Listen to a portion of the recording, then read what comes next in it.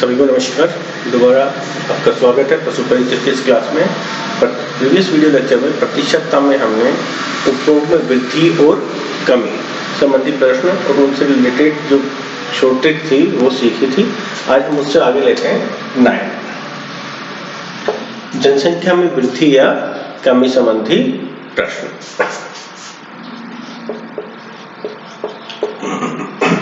जनसंख्या में कमी या वृद्धि, जनसंख्या में कम होगी या वृद्धि होगी उसके संबंधित प्रश्न की बात कर रहे हैं।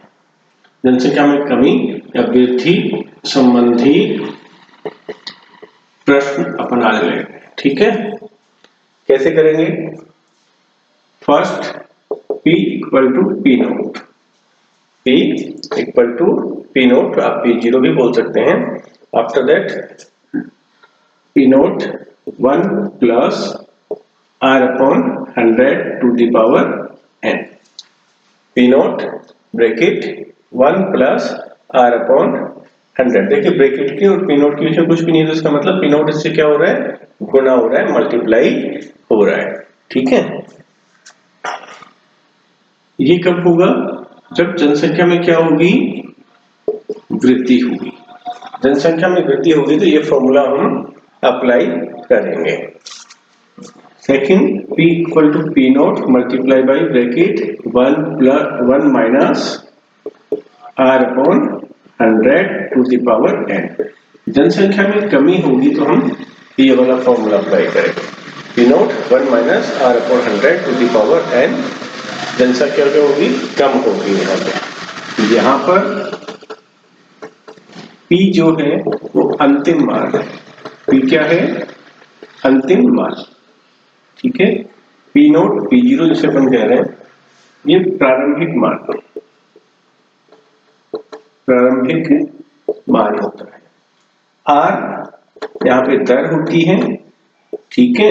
रेट ये कमी में भी हो सकती है या वृद्धि में भी हो सकती है। कमी या वृद्धि में कोई सी भी हो सकती है। n आपका समय होता है यहाँ पे, और समय आपको वर्ष में भी दे सकता है, ठीक है।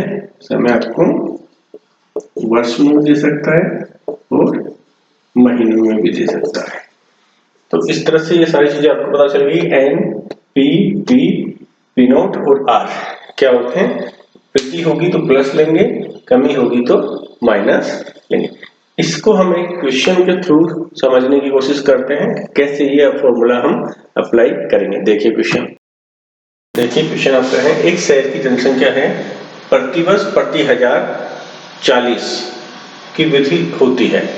1000 पर कितने की वृद्धि हो रही है? 40 की। शहर की जो वर्तमान जनसंख्या है वो 25,000 है, तो 2 वर्ष बाद जनसंख्या क्या हो जाएगी, ये हमें फाइंड आउट करना है। देखिए कैसे करेंगे इस क्वेश्चन को। ये वृद्धि हो रही हो किस पे हो रही है? प्रति 1000 में, जबकि हम किसके ऊपर देखते हैं? प्रति सैकड़ा, परसेंटेज में ही होता है। तो R यहाँ पे क्या होगा? प्रति 1000 पर 40 की वृद्धि हो रही, तो 100 पर कितने की होगी? 4 की। 1000 पे 40 की, तो 100 पे कितने की वृद्धि होगी? 4 की। 4% आपकी वृद्धि आ गई। ये ध्यान रखने वाली बात। प्रति 1000 पे दे रखा है 40, ठीक है। 40% मत मान लेना है इसको। अगर ये 100 पे होती है केवल 40% लिखता तो हम प्रतिशत का मतलब ही 100 लेते हैं, लेकिन प्रति 1000 पे 40 की हो रही तो 100 पे हमने निकाल लिया कि 4% की होगी, ठीक है। अब हमें P निकालना है, अंतिम मान। कैसे निकालते हैं? P nought multiply by bracket 1 plus R upon 100 to the power n। P अंतिम मान, P नोट क्या होता है? प्रारंभिक मान, तो वर्तमान जनसंख्या प्रारंभिक मान हो जाएगी 25,000। 1 प्लस R का कितना निकाले आपने? 4/100। n की वैल्यू कितनी होगी? 2 वर्ष बाद। कितने वर्ष बाद? 2 वर्ष बाद। तो n की जगह क्या रख दीजिए? 2 रख दीजिए। अब इसको सोल्व कर लीजिए, अंतिम मान आ जाएगा 25,000 गुणा 100 एलसीएम लिए 104/100 का होल स्क्वायर। P की वैल्यू क्या आ जाएगी? 25,000 गुणा 104/100 गुणा 104/100।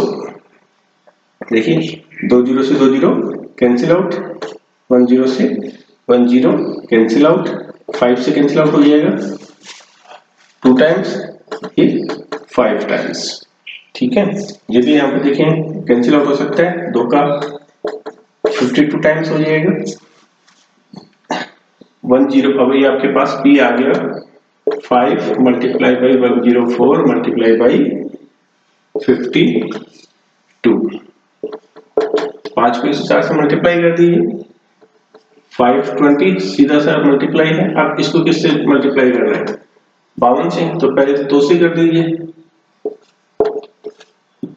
2 से करेंगे तो 0 4 और 10, 5 से कर दीजिए 0 5 दूनी 10 हासिल के 1 25 और 1 26 ऐड कर देंगे 0 4 0 7 2 27,040। क्या आंसर आ जाएगा आपका 27,040। कितनी जनसंख्या बढ़ जाएगी, 2040 के लगभग बढ़ जाएगी। ठीक है, इस तरह से आप जनसंख्या में वृद्धि और कमी संबंधी प्रश्नों को हल कर सकते हैं। ठीक है, कमी होगी तो माइनस कर देंगे, 1 माइनस कर देंगे R/100। ठीक है, बाकी कैलकुलेशन ऐसे ही है। अब बात करते हैं किसी संख्या में कमी या वृद्धि हो, एक ही संख्या में एक बार में कमी हो जाए, दूसरी बार में वृद्धि हो जाए, या पहली बार में कमी हो जाए दूसरी बार में वृद्धि हो जाए, तो संख्या के ऊपर क्या प्रभाव पड़ता है उस चीज का। देखिए, जब किसी संख्या n में, जब किसी संख्या n में 10% की वृद्धि होती है, वृद्धि तथा बाद में 10% की, या 10% की जगह अपन क्या कर सकते हैं इसको, ठीक है, p कर दीजिए, p प्रतिशत की वृद्धि, एक पर्टिकुलर फॉर्मूला बन जाएगा इससे, p प्रतिशत की वृद्धि कर दीजिए, p प्रतिशत की फॉर्मूला बन जाएगा यहाँ।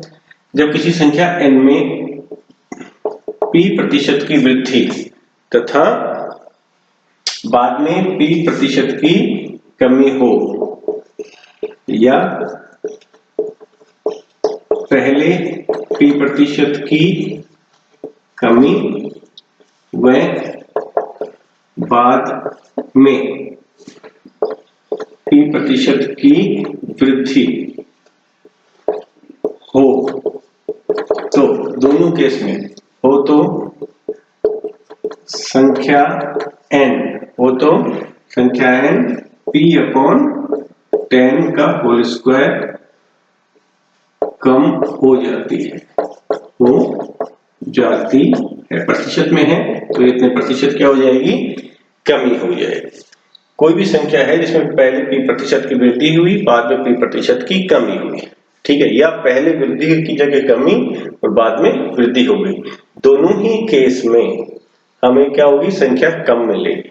कितनी का प्रतिशत कम मिलेगी, p/10 का होल स्क्वायर कम मिलेगी। इसको एक क्वेश्चन के थ्रू समझने की कोशिश करते हैं। देखिए क्वेश्चन आपका, एक संख्या में पहले वर्ष में 20% की वृद्धि हो रही है और दूसरे वर्ष में 20% की क्या हो रही है, कमी हो रही है, तो संख्या में कुल वृद्धि या कमी हमें ज्ञात करनी है। पहले बता दिया था, ऐसे केस में हमेशा क्या होती है, कमी होती है। कितनी कमी होगी प्रतिशत में, प्रतिशत कमी कितनी हो जाएगी, p/10 का होल स्क्वायर। p कितना है, वृद्धि या कमी जो हो रही है वही किसकी वैल्यू होती है, वही p की वैल्यू होती है। तो p की वैल्यू यहाँ कितनी होगी, 20/10 का होल स्क्वायर, 2 का होल स्क्वायर। कितनी कमी हो जाएगी, 4% कमी हो जाएगी। कितनी प्रतिशत हो जाएगी, 4% कमी हो जाएगी। अब देखिए नेक्स्ट देखिए 11, किसी व्यक्ति के वेतन S, व्यक्ति का वेतन क्या माना हमने, S माना है। किसी व्यक्ति के वेतन S में से p प्रतिशत किस पे खर्च हो गया, शिक्षा पे खर्च, P में से P% शिक्षा पर कितना खर्च किया है, P% शिक्षा पर खर्च कर दिया। शेष का Q% मकान किराया दे दिया, मकान किराया, P% शिक्षा पर दे दिया बच्चों के, शेष का Q% क्या दे दिया, मकान किराया, शेष का R% भोजन पर व्यय होता है, भोजन पर व्यय, भोजन पर खर्च होता है। तो वेतन हम कैसे ज्ञात करें, इसका वेतन कितना था वो हमें पता करना है। किसी व्यक्ति का वेतन ऐसे इसमें से P% शिक्षा पर खर्च कर देता है, Q% जो शेष बचा उसका मकान किराया दे देता है, और जो शेष बच गया उसका R% भोजन पर खर्च कर देता है। फिर बीच में कर दिए, बाद में B बचत होती है, बगैर बचत के क्वेश्चन सोल्व नहीं कर सकते। कोई भी एक वैल्यू तो हमारे पास होनी चाहिए ना, तो बचत जो होती है वो हमें दे दी उसने, बाद में B बचत शेष रह जाती है इतना सब खर्चा होने के बाद। तो वेतन कितना निकालना है, तो वेतन में और बचत में से कोई एक चीज हमें पता होनी चाहिए। बचत होगी हमारे पास में तो वेतन निकालेंगे, वेतन दिया हुआ होगा तो बचत हम फाइंड आउट कर लेंगे। देखिए वेतन कैसे निकालेंगे, वेतन S निकालने के लिए जो बचत है उसको डिवाइड कर देंगे, बचत अपन ने यहाँ पे क्या मानी है, B सेविंग, किससे डिवाइड कर देंगे, जो भी है 1 माइनस P% शिक्षा पे माना है उसको 1 माइनस P%, किससे मल्टीप्लाई कर देंगे, 1 माइनस Q% और 1 माइनस R% से इसको मल्टीप्लाई कर देंगे। इस तरह से आप क्या कर सकते हैं, वेतन निकाल सकते हैं। ठीक है, बचत निकालना होगा तो बचत तो यही रहेगी, ये वेतन से क्या हो जाएगी, मल्टीप्लाई हो जाएगी। तो इन दोनों में से जो भी अननोन होगा वो हम फाइंड आउट कर सकते हैं। एक क्वेश्चन के थ्रू इसको समझने की कोशिश करते हैं। देखिए एक क्वेश्चन से क्लियर हो जाएगा। देखिए क्वेश्चन आपके पास, एक व्यक्ति अपनी मासिक आय का 10% टैक्स में, शेष का 20% शिक्षा पर, फिर शेष का 25% भोजन पर व्यय करता है। इसके पश्चात भी 2700 रुपए उसके पास बचते हैं, तो उसका वेतन हमें ज्ञात करना है। ठीक है, कैसे ज्ञात करेंगे वेतन, अभी फॉर्मूला बताएं। वेतन ये लीजिए, बचत को किससे भाग दिए थे, 1 माइनस P, 1 माइनस Q और 1 माइनस R, प्रतिशत में, सारे किसमें हैं, प्रतिशत। ठीक है, तो वेतन आपका जाएगा, बचत कितनी है 2700 रुपए, डिवाइड बाई फर्स्ट आय का 10%, तो 1 माइनस 10/100, फिर शेष का 20%, 1 माइनस 20/100, फिर शेष का 25%, 1 माइनस 25/100। सोल्व कर दीजिए, 2700 10 माइनस जाएंगे तो 90/100 गुणा 80/100 गुणा 75/100, माइनस कर दिए, वेतन आपका आ जाएगा 100, सब ऊपर चले जाएंगे, 2700 से गुणा हो जाएंगे, 100 गुणा 100 गुणा 100, नीचे क्या बच गया आपके पास, हर में 90, 80 और 75, 90, 80 और 75। देखें 2 जीरो है यहाँ पे, 100 का काम तो यहीं से हो गया हमारे पास, 25 से कैंसिल कर दीजिए, how many times, 4 times and 3 times, 3 से 27 कैंसिल आउट हो जाएगा, हाउ मेनी टाइम्स, 9 टाइम्स, 9 बार, ये आ गया आपके पास 900, 9 है अपने पास, 100 बच जाएगा यहाँ पे। अब कितना बच गया यहाँ पे, 8 केवल, 4 से काट दीजिए 2 बार, 2 को 100 से काटेंगे तो 50। वेतन अपने पास कितना आ गया, 100 गुणा 50, ये आपके पास आ गया 5000 रुपये। इस तरह से आप किसी व्यक्ति का वेतन अगर बचत दी हो तो और वेतन दिया हुआ हो तो बचत फाइंड आउट कर सकते हैं। नेक्स्ट देखिए,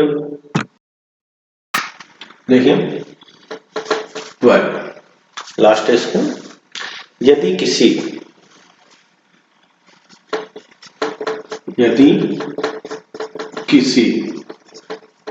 वृत्त की त्रिज्या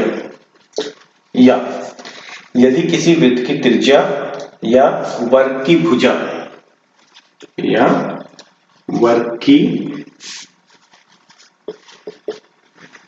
P% बढ़ा दी जाए, बढ़ा दी जाएंगे तो क्या होगा, वृत्त की त्रिज्या और वर्ग की भुजा ये आपस में क्या कर दिए, अपन ने बढ़ा दिए हैं। क्षेत्रफल के ऊपर क्या फर्क पड़ेगा वो बता रहे हैं। बढ़ा दी जाए तो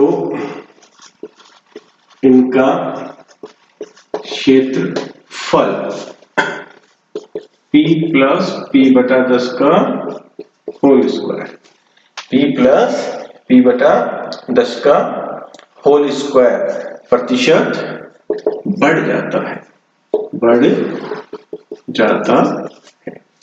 किसी भी वृत्त की त्रिज्या या वर्ग की भुजा P% बढ़ा दी जाए तो इसका क्षेत्रफल बढ़ जाएगा, कितना बढ़ जाएगा, P + P/10 का होल स्क्वायर प्रतिशत बढ़ जाएगा। इसी तरह देखिए, यदि किसी वृत्त की त्रिज्या या वर्ग की भुजा P% कम कर दी जाए, तो इनका क्षेत्रफल P - P/10 का होल स्क्वायर प्रतिशत कम हो जाता है। त्रिज्या और भुजा कम करेंगे तो क्षेत्रफल भी कम होगा, बढ़ाएंगे तो बढ़ जाएगा। कितना बढ़ेगा वो इसे निकालेंगे, P+ होल स्क्वायर P/10, और कितना कम होगा वो इसके थ्रू अपन फाइंड आउट कर लेंगे। इसको हम देखते हैं एक क्वेश्चन के थ्रू जिसमें कि ये दोनों अप्लाई हो जाए। ऐसा एक क्वेश्चन लेते हैं जिसमें दोनों ही बात मिल जाए। देखो क्वेश्चन नंबर फर्स्ट का सॉल्यूशन देखते हैं। एक वृत्त की त्रिज्या में 1% बढ़ा दी है, वृद्धि कितनी की है हमने, 1%, तो उसके क्षेत्रफल में वृद्धि होगी, क्षेत्रफल में वृद्धि किसमें, प्रतिशत में। कैसे फाइंड आउट करते हैं, 2P + P/10 का होल स्क्वायर, 2P P/10 का होल स्क्वायर, ये परसेंटेज में वृद्धि आ जाएगी आपकी। यहाँ पे P की वैल्यू क्या है, वृद्धि है 1%, वैल्यू पुट कर दीजिए, 2 × 1 + 1/10 का होल स्क्वायर, परसेंटेज में वृद्धि आ जाएगी, 2 + 1/10 का होल स्क्वायर 1/100, तो कितना आ जाएगा, 100 एलसीएम ले लीजिए, 200 + 1/100, 201/100 कितना आ जाएगा, 2 के बाद में 2.01% क्या हो जाएगी, आपकी वृद्धि हो जाएगी। कितनी वृद्धि हो जाएगी, 2.01% वृद्धि हो जाएगी। ठीक है,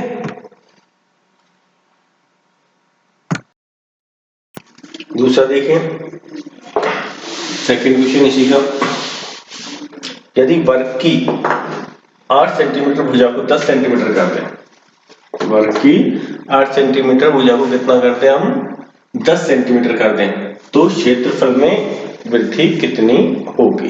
क्षेत्रफल में वृद्धि हमें फाइंड आउट करनी है। तो क्षेत्रफल में वृद्धि के लिए देखिए आप सबसे पहले क्या करें, कितनी वृद्धि हो रही है, 8 से 10, 2 हो रही है, कितने पे हो रही है, 8 पे, तो प्रतिशत वृद्धि निकालने पहले तो भुजा में, प्रतिशत वृद्धि किसके अंदर, भुजा के अंदर, 2/8 गुणा 100, 4 और ये 25, कितनी प्रतिशत वृद्धि आ गई आपके पास, 25% वृद्धि आ गई।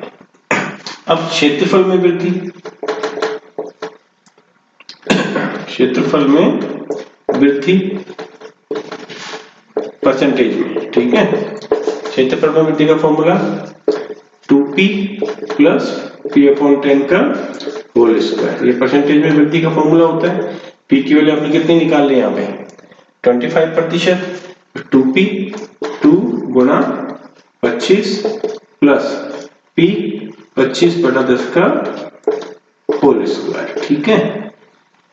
25 को 2 से गुणा किया 50 प्लस 25 का होल स्क्वायर कितना होता है, 625/10 का 100,